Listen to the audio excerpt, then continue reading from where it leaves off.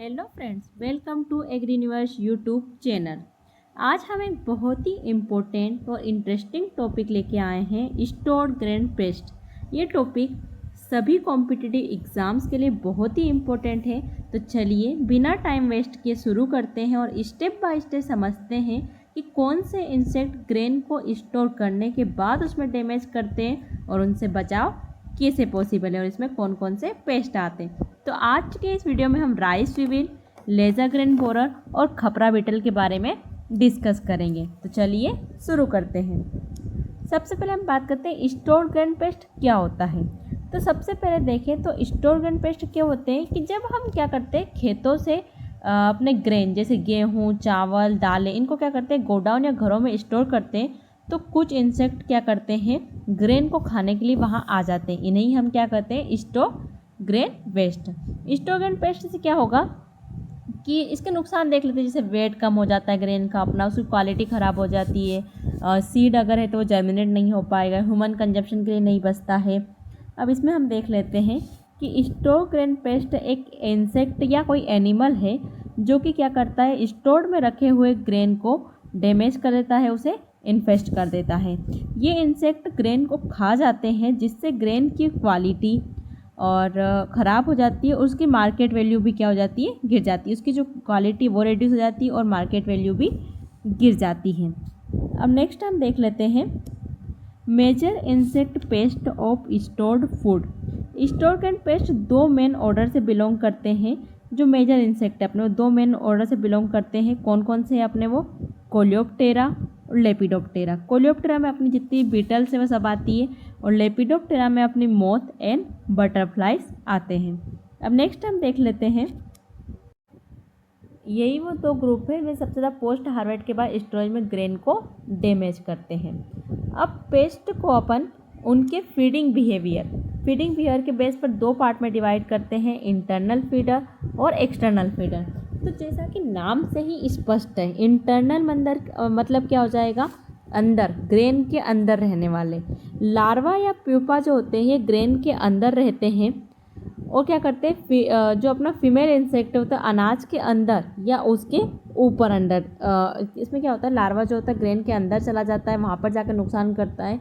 और जो फीमेल होती है वो भी क्या करती है अनाज के ऊपर या फिर उसके अंदर जाके एग लेइंग करती है। इसमें आते हैं अपने rice weevil, pulse beetle, Angoumois grain moth, lesser grain borer. ये सभी इंटरनल फीडर मतलब ये अंदर जाकर नुकसान करते हैं। अब है एक्सटर्नल फीडर। एक्सटर्नल मतलब क्या होता है बाहर, एक्सटर्नल मतलब जो बाहर रहते हैं और इंटरनल मतलब जो अंदर रहते हैं। तो एक्सटर्नल मतलब बाहर रहने वाले। इनकी पूरी लाइफ जो होती है, इनकी लाइफ की सारी स्टेज जो होती है वो ग्रेन की आउटसाइड है, मतलब ग्रेन के बाहर ही हो जाती है। ग्रेन के ऊपर ही अपने को सभी इनकी जो लाइफ स्टेजेस है वो विजिबल होती है। ये ग्रेन के ऊपर रहकर ही अपनी लाइफ साइकिल को कंप्लीट करते हैं। इसमें आते हैं अपने khapra beetle, rice moth, red flour beetle और सातुट बीटल। अब हम बात कर लेते हैं एक और क्लासिफिकेशन अपन देख लेते हैं जिसमें अपन वो है प्राइमरी पेस्ट और सेकेंडरी पेस्ट। प्राइमरी पेस्ट मतलब क्या होते हैं ये हेल्दी ग्रेन, अपना जो एकदम हेल्दी है, अच्छा ग्रेन है, पूरा होल ग्रेन जो है उसको क्या करते हैं ये क्या करते हैं हेल्दी ग्रेन को भी इन्फेक्ट कर सकते हैं। मतलब जिसमें कोई डैमेज नहीं हुआ है, पूरा होल ग्रेन है, मतलब वो पूरा का पूरा ग्रेन है, अभी उसमें कुछ भी टूटा हुआ नहीं है वो। और सभी टाइप के ग्रेन को ये क्या कर सकता है डैमेज करता है, मतलब होल ग्रेन को भी डैमेज कर सकता है, टूटा फूटा उसको भी ये डैमेज कर सकता है। इसमें आते हैं अपने साइटोफिलस, ओराइजी, राइजोपर्था और ब्रूचिड्स। सेकेंडरी पेस्ट नाम से ही क्लियर हो रहा है कि ये सिर्फ सेकेंडरी मतलब बचा कुचा। तो ये क्या करते हैं सिर्फ उन ग्रेन्स को इन्फेक्ट करते हैं जो पहले से टूट चुके हो या पहले से मतलब जिनको प्राइमरी पेस्ट ने इन्फेक्ट कर दिया हो या फिर टूट फूट गए हैं उन्हें ही ये इन्फेक्ट करता है। इसमें आते हैं अपने ट्राइबोलियम कास्टेनियम और ओराइजोफिलस एक्सेट्रा। अब हम बात करते हैं खपरा बीटल के बारे में। तो अपन देखते हैं कि खपरा बीटल क्या है, एक छोटा सा हार्मफुल इंसेक्ट है जिसका लार्वा ग्रेन, दालें, आटा, चावल सभी को नुकसान करता है और ये बहुत स्पीड से ग्रेन को खाता है। अब बात करते हैं इसके साइंटिफिक नेम की। तो इसका साइंटिफिक नेम है ट्रोगोडर्मा ग्रेनेरियम। फैमिली है इसकी डर्मेस्टिडाई, ऑर्डर कोलियोप्टेरा ऑर्डर से बिलोंग करता है ये। जो कोलियोप्टेरा ऑर्डर होते हैं उनके जो लार्वा होते हैं उनको अपन ग्रब के नाम से जानते हैं। अब बात करते हैं कॉमन नेम। कॉमन नेम मतलब क्या है कि लोकल जो लैंग्वेज होती है, लोकल भाषा में लोग इसे किस किस नाम से बुलाते हैं अलग अलग क्षेत्र में। कहीं पे इसको खपिया, पाई, वंतारी या फिर कहा जाता है खपरा बीटल। होस्ट मतलब जिन पर ये अटैक करते हैं, जिन ग्रेन्स को ये नुकसान पहुंचाते हैं वो कौन कौन से अपने, व्हीट मतलब गेहूँ, राइस मतलब चावल, ज्वार मतलब सोरगम और बाजरा पर्ल मिलेट, मेज मक्का, इन सभी को क्या करते हैं ये नुकसान करते हैं। ये मोस्ट डिस्ट्रक्टिव पेस्ट है ग्रेन्स का स्टोर, मतलब बहुत ज़्यादा नुकसान पहुंचाने वाला पेस्ट है। आगे बात कर लेते हैं लाइफ साइकिल ऑफ खपरा बीटल।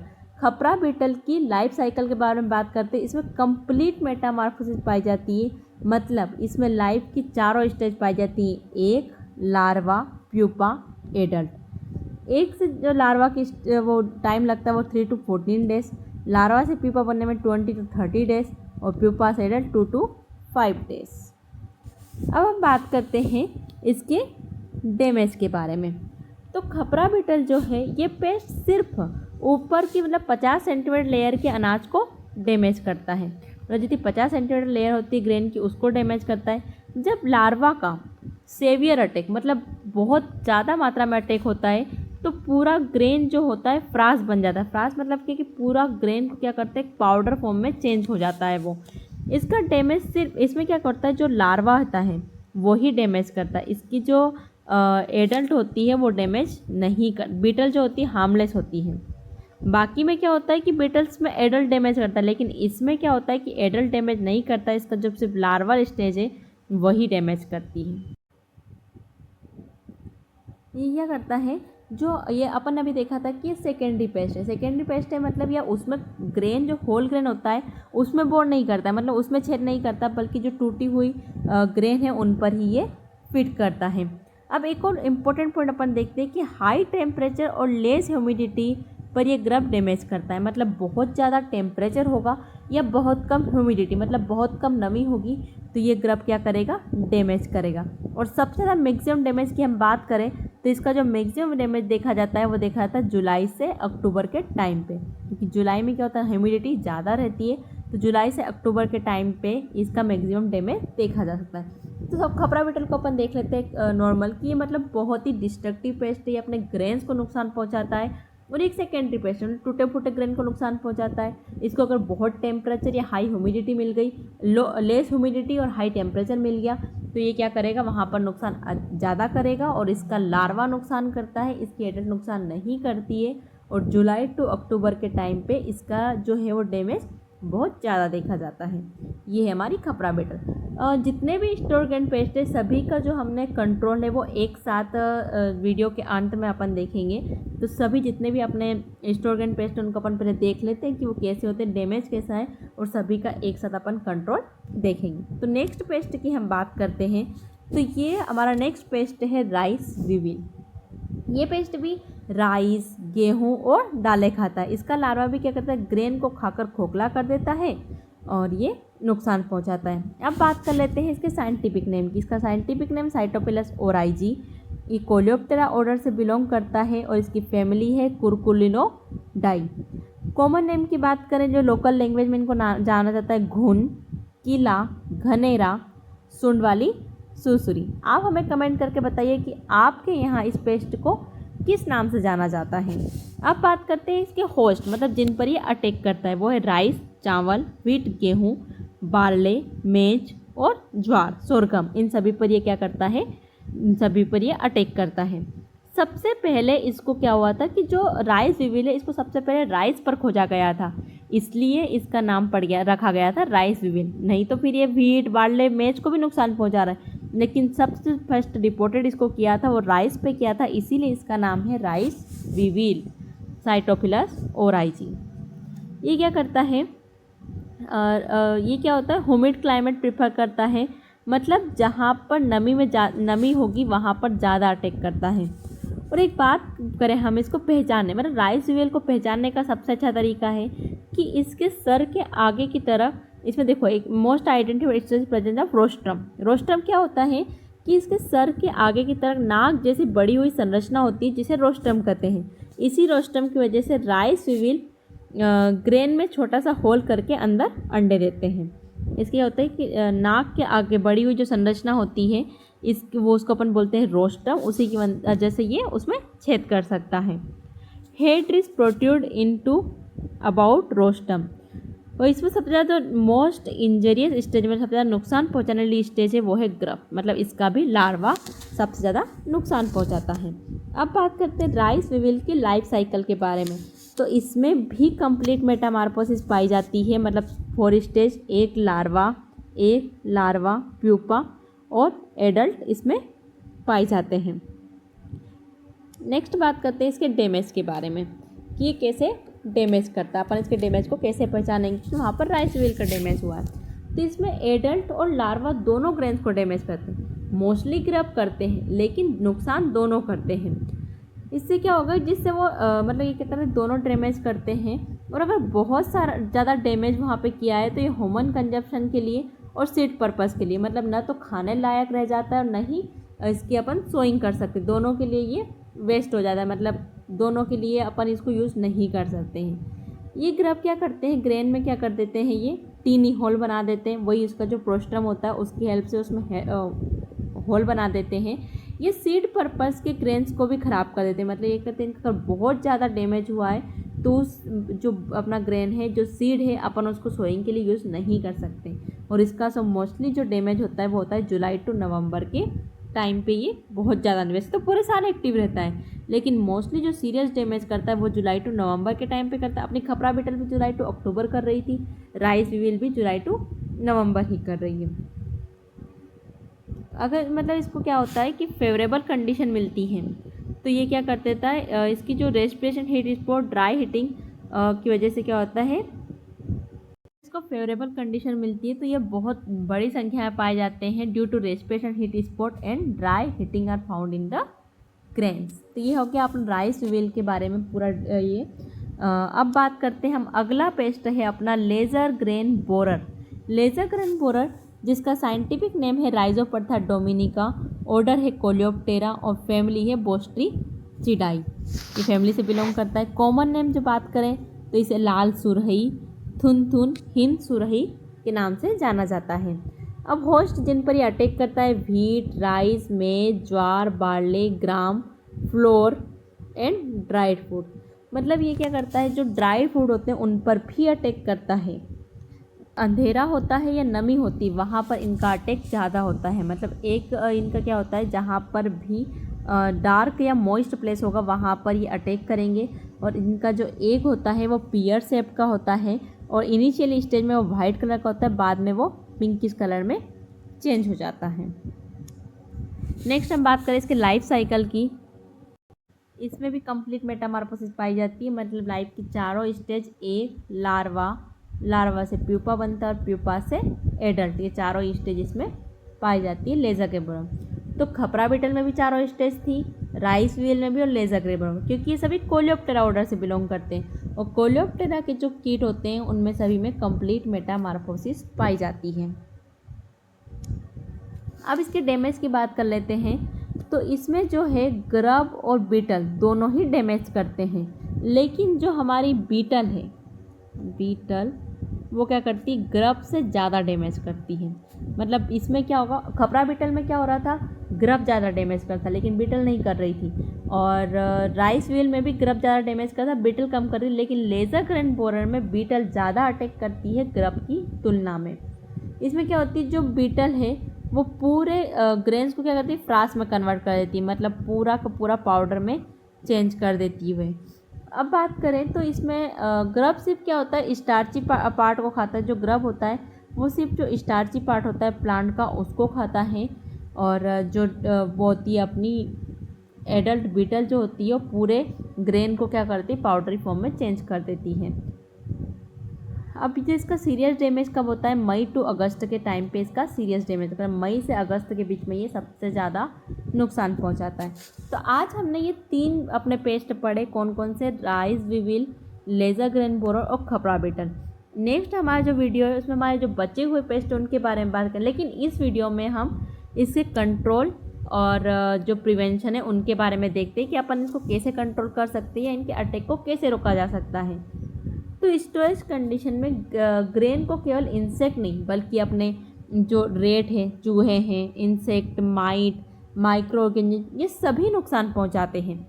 तो जो अपना रेट होता है, चूहा होता है, उसको बेसिकली इसके क्या होते हैं, इसको इस प्रॉब्लम को कंट्रोल करने के कुछ तरीके अलग होते हैं, इसको स्पेशल अटेंशन चाहिए। लेकिन अपने जो इंसेक्ट है, माइक्रोब्स है, माइट है, इनको कंट्रोल करने के लिए हम मतलब एक बात कर सकते हैं कि हम इनको कैसे कंट्रोल कर सकते हैं। तो सबसे पहले बात करते हैं हम मॉइस्चर परसेंट पे। तो जो ट्राइकोडर्मा ग्रेनेरियम मतलब अपनी खपरा बिटल है उसको वो ग्रो करती है 0 to 1.9% पे।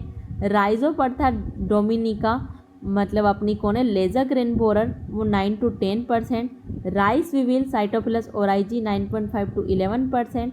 और अपनी Tribolium castaneum red flour beetle 10% नमी पर ग्रो करती है। तो यहाँ पे एक चीज़ क्लियर हो गई कि अगर हम ग्रेन्स को 9% से नीचे, 9 to 10% से नीचे अगर हम मतलब 9 to 10% से कम मॉइस्चर पर रखें तो मैक्सिमम पेस्ट को रोका जा सकता है। मतलब मैक्सिमम पेस्ट के अटैक को अपन रोक सकते हैं, सिर्फ एक को छोड़ के, एक्सेप्ट खपरा बिटल, क्योंकि खपरा बिटल जो है 0 to 1.9% पर भी मतलब सर्वाइव करती है। तो अपन जो है मैक्सिमम मतलब इन सभी को रोक सकते हैं अपन, सिर्फ खपरा बिटल को छोड़कर। अब नेक्स्ट पॉइंट बात करते हैं अवेलेबिलिटी ऑफ ऑक्सीजन। ऑक्सीजन की अवेलेबिलिटी के बेस, अगर ऑक्सीजन परसेंट कम होगा तो भी इंसेक्ट की डेथ हो जाएगी। जैसे अपन देख लेते हैं एग्जाम्पल के लिए अपनी खपरा बिटल। खपरा बिटल के एग्स को 16.8% ऑक्सीजन की चाहिए होता है सर्वाइव के लिए।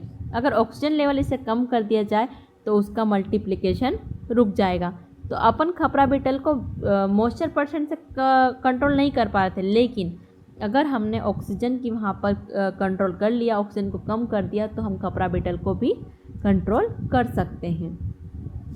अब देखते हैं टेम्परेचर। अगला फैक्टर है अपना टेम्परेचर। इंसेक्ट के कंट्रोल एंड मल्टीप्लिकेशन के लिए टेम्परेचर भी एक महत्वपूर्ण मतलब इम्पोर्टेंट फैक्टर है। हाई टेम्परेचर में पेस्ट की ग्रोथ बढ़ती है। अगर टेम्परेचर हाई होगा तो वहाँ पर क्या होता है, उनकी ग्रोथ बढ़ती है। इसलिए गोडाउन में फोर्स्ड एरेशन, ग्रेन टर्निंग और फ्यूमिगेशन का यूज़ करना चाहिए। Forced aeration, turning of the grain मतलब ग्रेन को पलटाना चाहिए, और कंट्रोल पर इंस्टेड ऑफ फ्यूमिगेशन। फ्यूमिगेशन मतलब अपन वहाँ पर फ्यूमिगेशन करके भी जो अपने स्प्रे उनका जो अपने केमिकल्स वगैरह आते हैं उनका फ्यूमिगेशन करके भी इनको कंट्रोल कर सकते हैं। नेक्स्ट बात करते हैं प्रिवेंटिव मेजर्स। चलिए अब देख लेते हैं कि स्टोक रेट के प्रोटेक्शन को कुछ प्रिवेंटिव मेजर मतलब पहले एक स्प्रे वगैरह के अलावा हम कैसे उनको कंट्रोल कर सकते हैं, पहले से कुछ सावधानियां रखें। तो godown should be clean when मतलब गोडाउन जो है उसको क्लीन रखना चाहिए। मॉइस्चर प्रूफ गोडाउन होना चाहिए, मतलब मॉइस्चर प्रूफ जो गोडाउन है वो हमें प्रीफर करना चाहिए।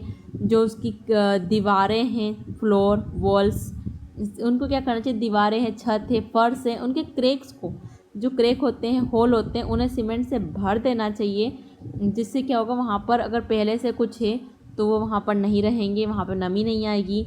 डर्ट, ब्रोकन, इन्फेस्ट ग्रेन मतलब जो पुराने हो गए हैं, जो गंदे हैं या इन्फेस्टेड ग्रेन हैं, उनको पूरी तरह से क्या करना चाहिए, वहाँ से हटाकर डिस्ट्रॉय कर देना चाहिए न्यू ग्रेन के स्टोर से पहले। ये तो हो गया कि अपने क्या करना चाहिए, जो भंडारण गृह है, जो अपना स्टोर रूम है, उसमें क्रैक वगैरह नहीं होना चाहिए, उन्हें पूरी तरह से फिल कर देना चाहिए। पुराना अगर कुछ अनाज वगैरह रखा है और वो ख़राब है तो उसको वहाँ से हटा देना चाहिए। जो अपना गोडाउन है पूरी तरह से साफ़ होना चाहिए, मॉइस्चर प्रूफ होना चाहिए। इसके अलावा हम कुछ केमिकल कंट्रोल भी कर सकते हैं। जो अपनी ईडी या सीटी मिक्सचर से फ्यूमिगेशन करके 10 लीटर पर 40 क्यूबिक मीटर के हिसाब से 24 घंटे के लिए, या फिर 0.5% मेलाथियोन 3 लीटर पर स्क्वायर मीटर के हिसाब से स्प्रे करना चाहिए। उससे भी अपन स्टोर ग्रेन पेस्ट को कंट्रोल कर सकते हैं। तो दोस्तों ये था हमारे कुछ स्टोर ग्रेन पेस्ट के बारे में। बचे हुए स्टोर ग्रेन पेस्ट के बारे में हम नेक्स्ट वीडियो में देखेंगे। और अगर आपको वीडियो पसंद आए तो लाइक ज़रूर करिए, और अगर हाँ आप नए हो तो चैनल को सब्सक्राइब करना मत भूलना, क्योंकि ऐसे ही धमाकेदार और एग्ज़ाम फर्स्ट एग्रीकल्चर टॉपिक हम रोज़ लेकर आते हैं। तो मिलते हैं नेक्स्ट वीडियो में। Thank you.